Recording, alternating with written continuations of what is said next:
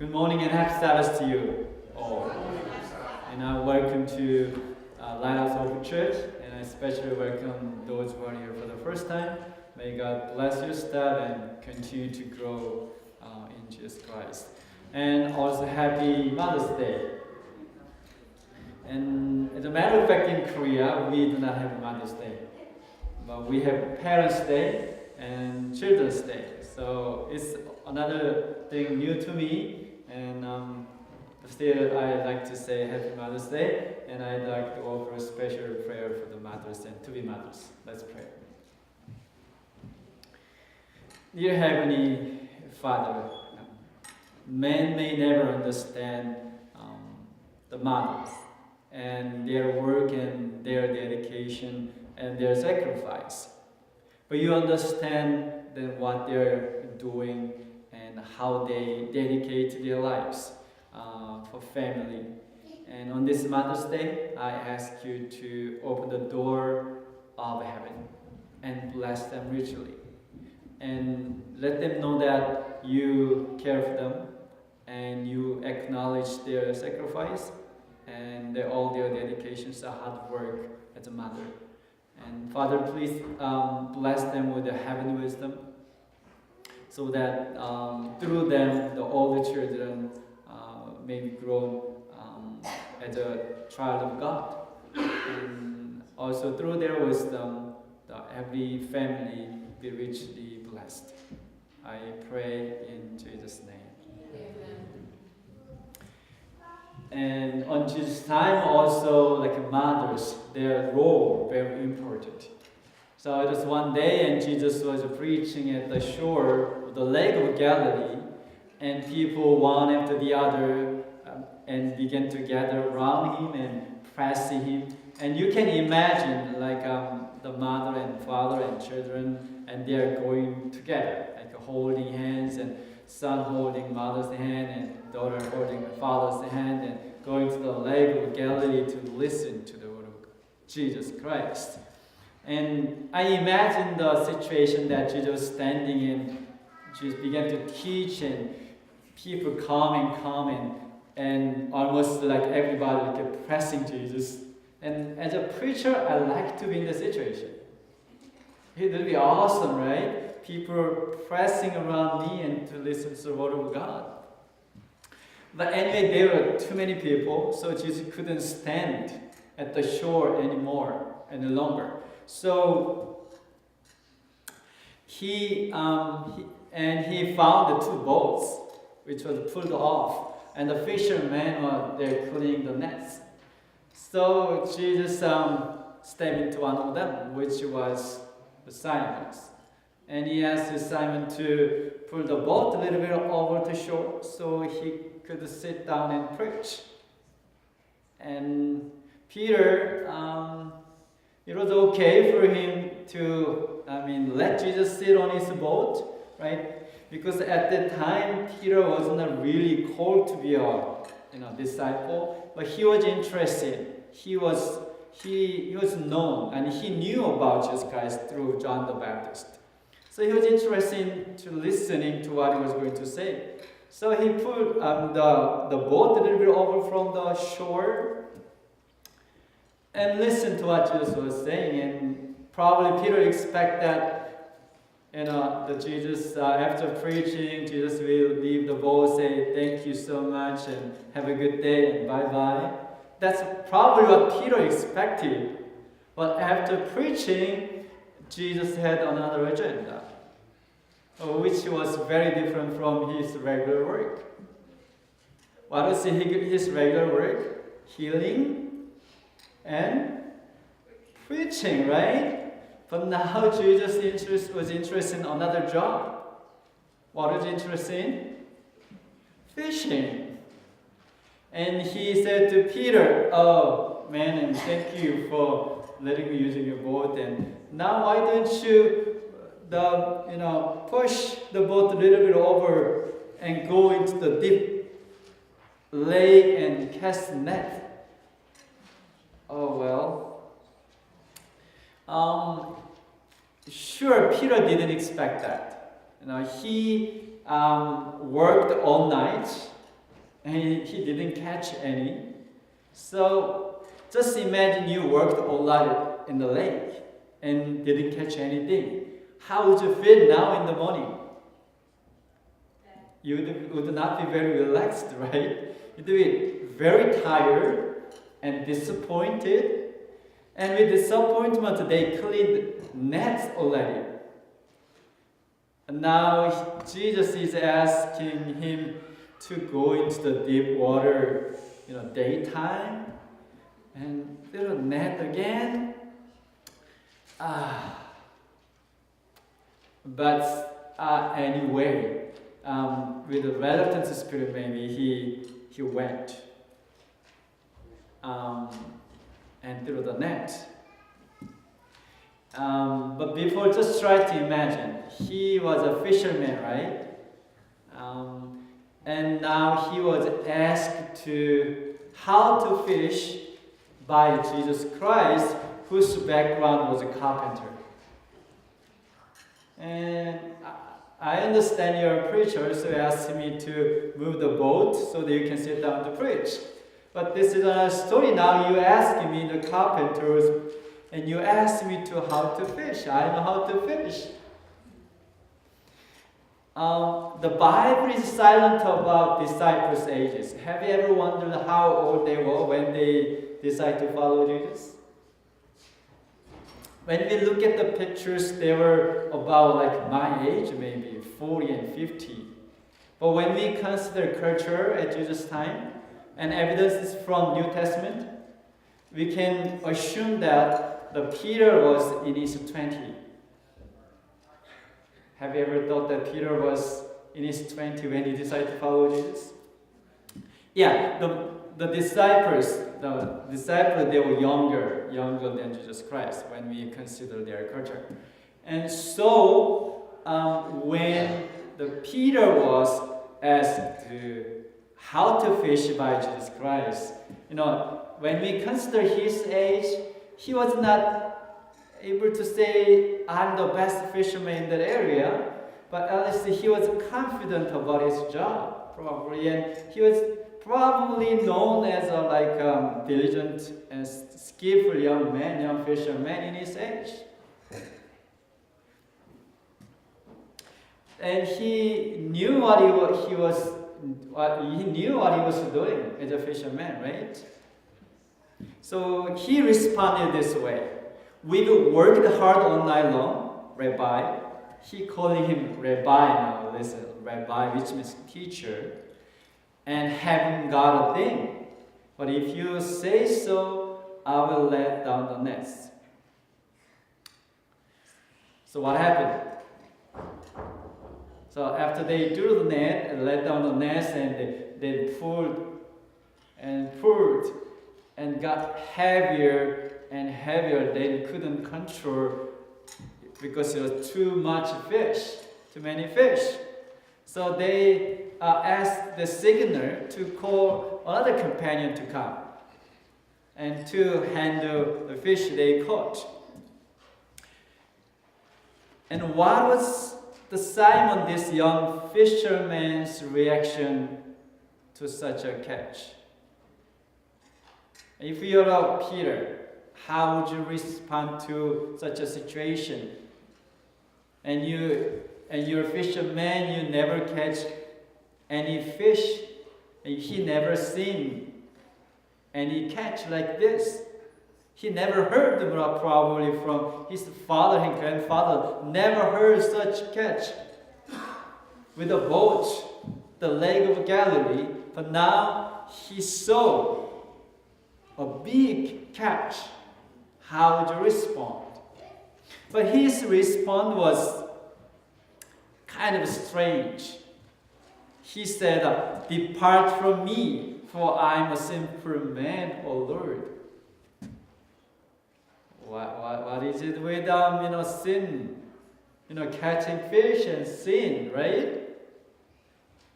How does it relate to each other, right? You wouldn't say, I'm a sinful man if someone catch fish more than you catch.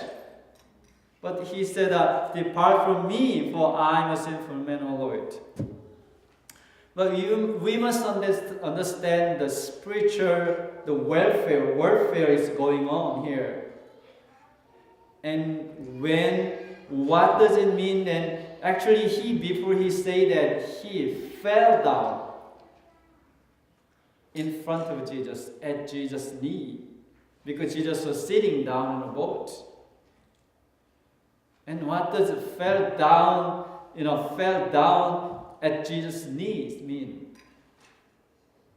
It means that, I hope you listened carefully, it was dead to fisherman Simon. When he fell down at Jesus' feet, it was dead. Fisherman Simon was dead when he fell down and rose again as a fisher of men, Peter. He was a fisherman to catch a fish. But when he fell down at Jesus' feet, he was dead. And when he rose again in front of Jesus, he became a fisher for men, Peter. And Jesus gave a new name, Peter, to Simon. And he had his own way to live, right? Before he met Jesus Christ, he has his own way to manage his life. And he had his own way to catch a fish. He had his own ways to solve problems. He had his own way to pursue spiritual matters. His ways were collapsed when he fell at Jesus' knees. At the time of abandoning his own ways, he decided to follow Jesus' ways. And Jesus became his Lord. Before he cast a net, he called him Rabbi, one of the teachers. But after catch and fell, and he recognized, I'm a sinful man, and he called Jesus Lord. Do you see the difference? What happened to Peter's life before the catch and after catch? It was not more about fish. It was more about spiritual conversion in Peter's life. So when Peter called Jesus Lord, he was abandoning all his ways, all his ideas. And Jesus said to him, do not be afraid. From now on, you will catch men. Beautiful. And are we saying that Peter's own ways were wrong? Yeah? He was like a bad man, infamous in his village. No. We are not saying that he had a very bad lifestyle. But maybe some would be bad, but mostly I think he lived with a decent lifestyle. He could be admired as diligent and skillful young fisherman in his village. However, when he decided to follow Jesus Christ, he had to abandon his ways to follow Jesus' ways. Did you get that? We are not talking about very bad criminal man, but he had a decent life, married. Probably he had a good name in the village. But still, when he decided to follow Jesus Christ, he had to abandon his ways. So even though only Peter's case was written in the Bible, but I'm sure every disciple had a similar experience as Peter when they decide to follow Jesus Christ. So having Peter-like experience is very important for two reasons. One is obedience. In order to follow someone, just try to reason, imagine. In order to follow someone with no conflict, with no sway, you have to abandon your own way. Do you agree with that? Yeah? But if you decide to follow and still you are thinking about your own way, then always you have conflict, at least inside of your heart. So if you want to follow someone, then you have to abandon your own way. You cannot truly obey if you continue to cling to your own thoughts and your ways. And genuine obedience, listen, genuine obedience comes only after you totally surrender your will. Do you agree with that?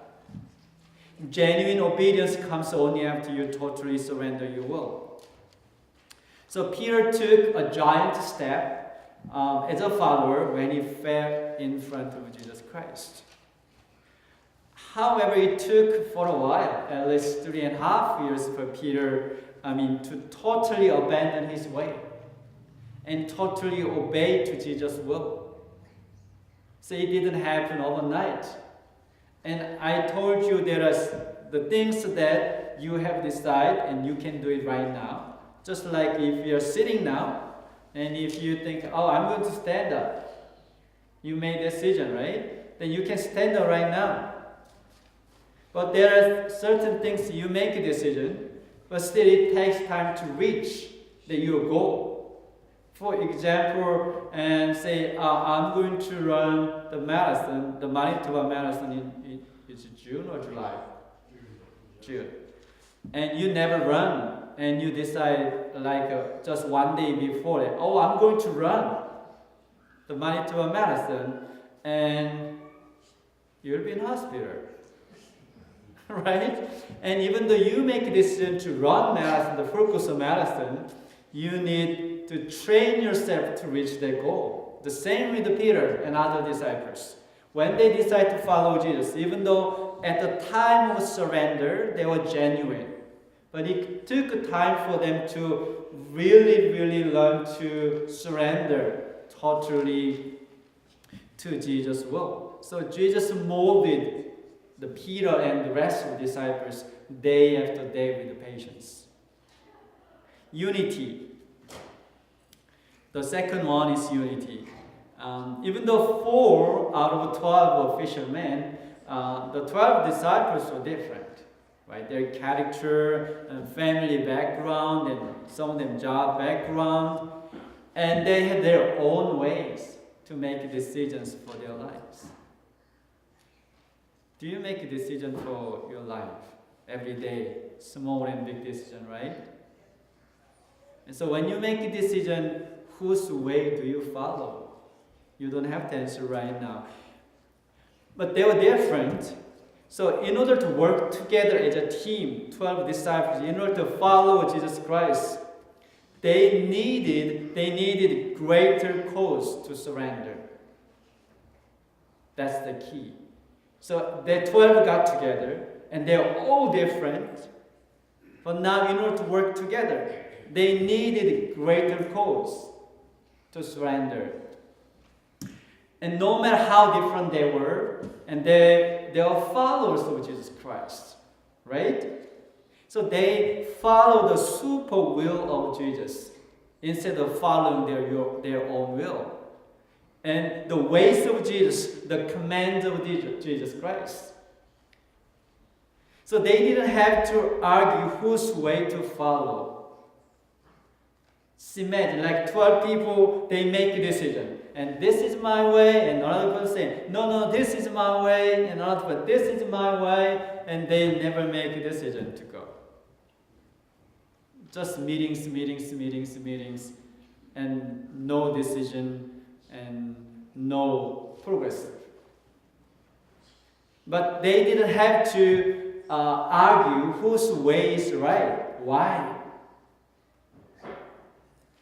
Because they had the Lord. Who is He? Jesus Christ. They had the Lord, and He gave them direction to go.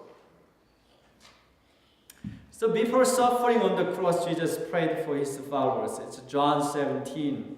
I'm reading from verse 20.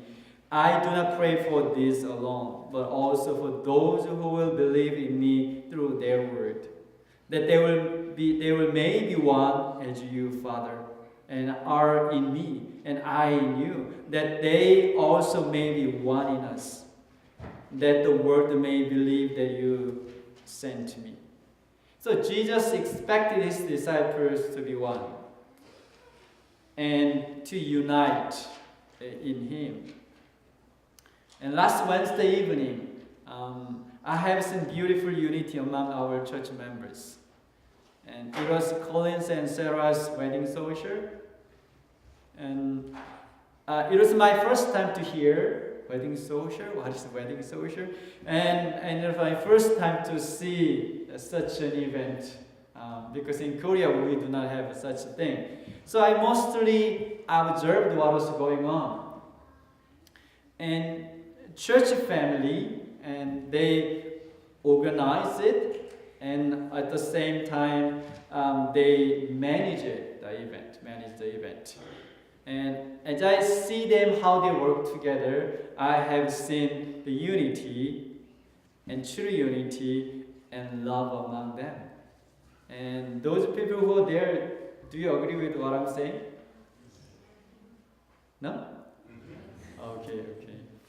A good response would encourage me. So that's what I observed, and I see them working together, how they have Collins and Sarah make me happier and to be ready for new home and new family. And I saw it's beautiful. They have together in unity and in true love. And they have done it. I'm asking you. You guys have done it. Why? Because Sarah asked, okay, I'll just do it, but only this time. Was that your motivation? No, I don't think so. When I look at their faces, the preparation, and they were happy. If they did with a reluctant spirit, they wouldn't be happy that way, right? They were happy, which means they love Sarah and Collins. And also, we serve the same Lord. That's why they worked together and helped each other. And that was beautiful, and I was happy to see truthful care and loving unity in our church.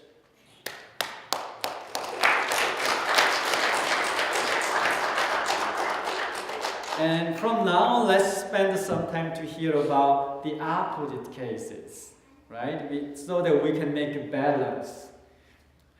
And what happened to those people who could not abandon their own ways? Now we are dealing with the opposite kind of people. Pharisees, you can name, right? Scribes, priests.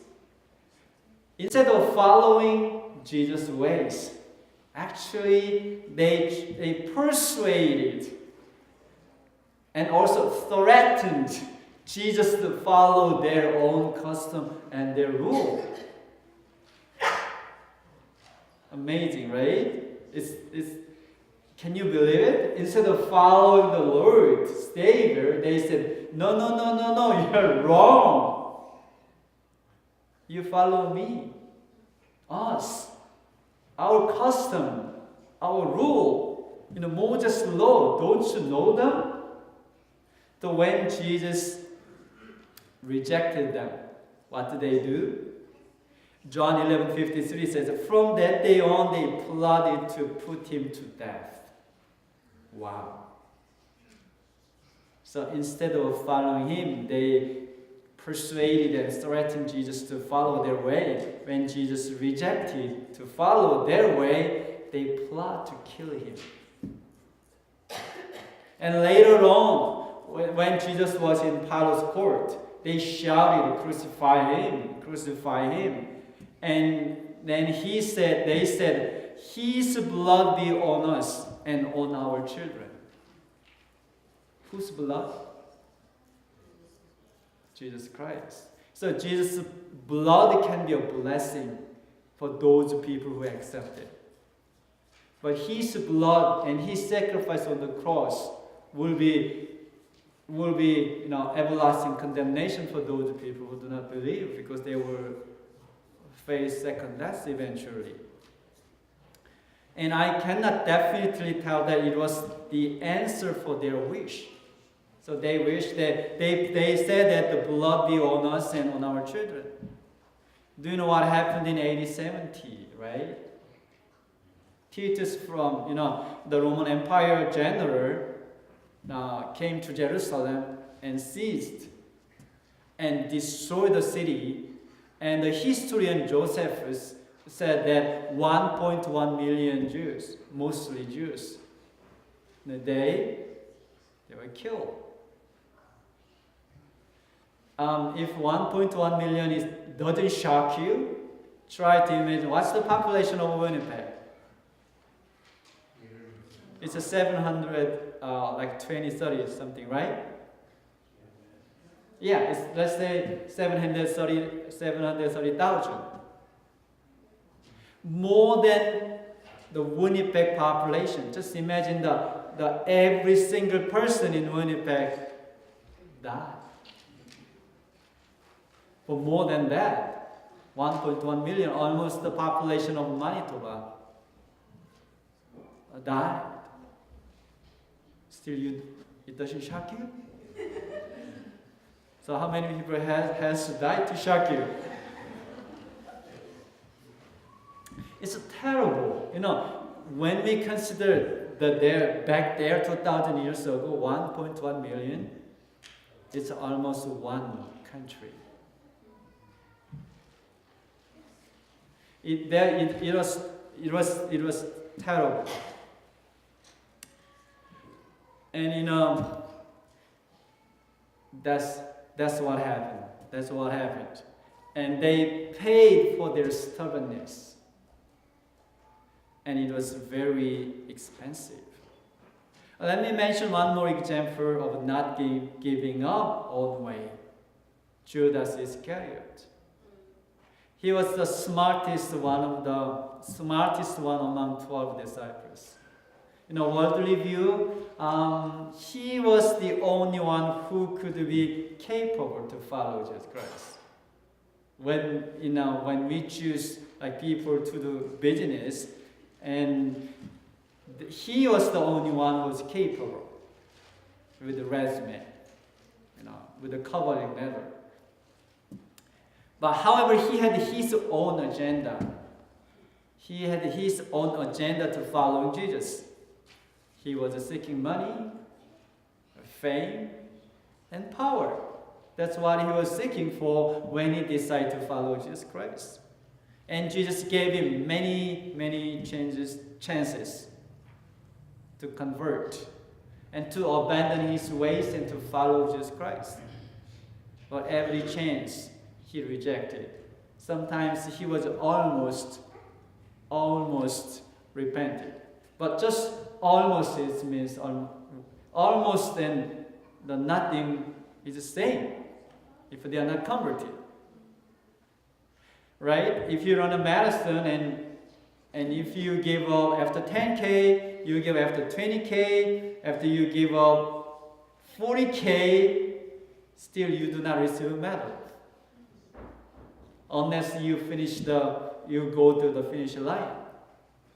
Right? So almost is the same with nothing. So several times he was almost, but eventually he decided to betray Jesus and sold him with the money of slave.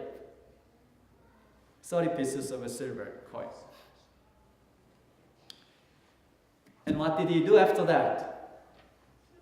He bought the land and got married and have children and have happily live ever after. He, with the guilt and with the regret, he hanged himself and died.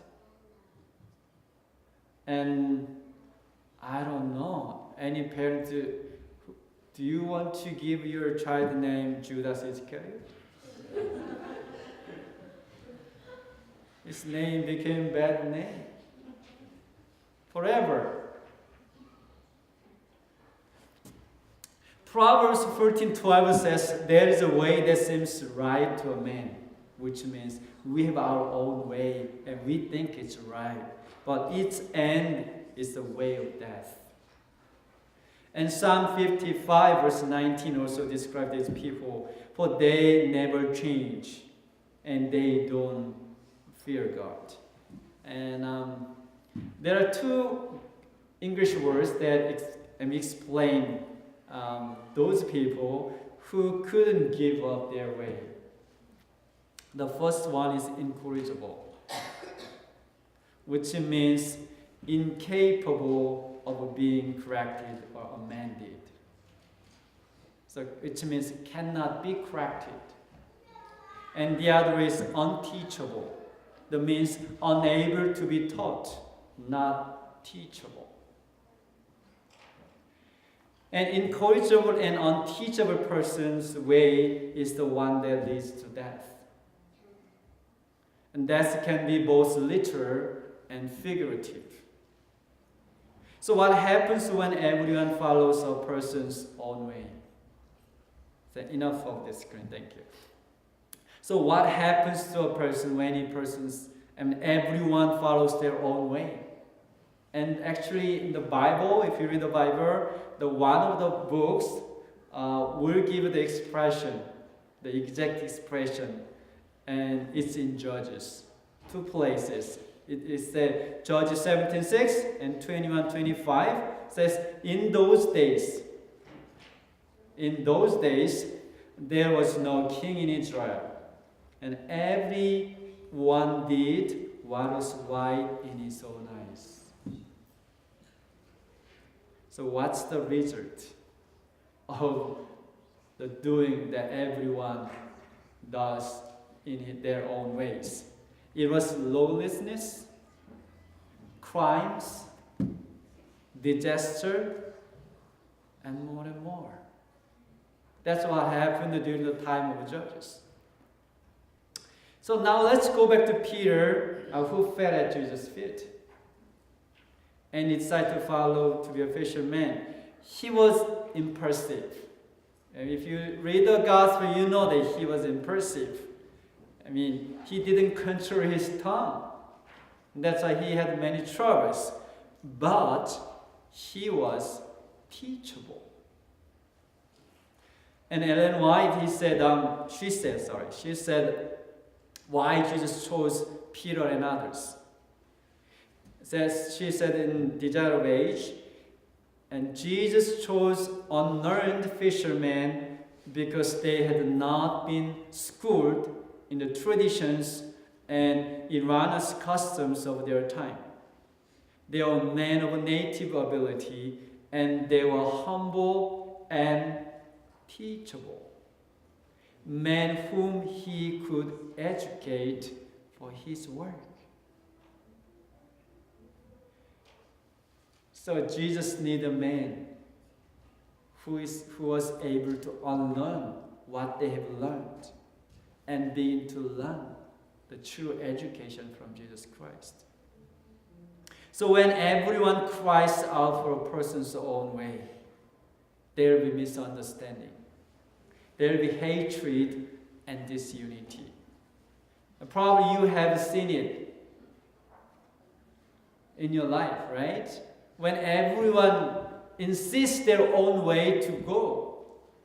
In church, in the family, in workplace, everywhere, there will be misunderstanding and hatred and disunity. They cannot work together. But when everyone falls at Jesus' knees, like Peter, and decide to follow him, there will be mutual understanding and love and unity. And that's what I've seen last Wednesday on Sarah and Colin's wedding social. So, do you remember what I shared last week? Okay, maybe. And we talked about extreme diversity in our church, right? And the only way to this diversity we have to be our strength is having superculture, heaven culture, and the culture of Jesus, which is serving one another. So as a part of the body of Jesus, no one should be neglected. And everyone should be included. And no one should neglect a person's role as a part of the body of Lighthouse of Church. At the same time, everyone should be faithful to a person's role.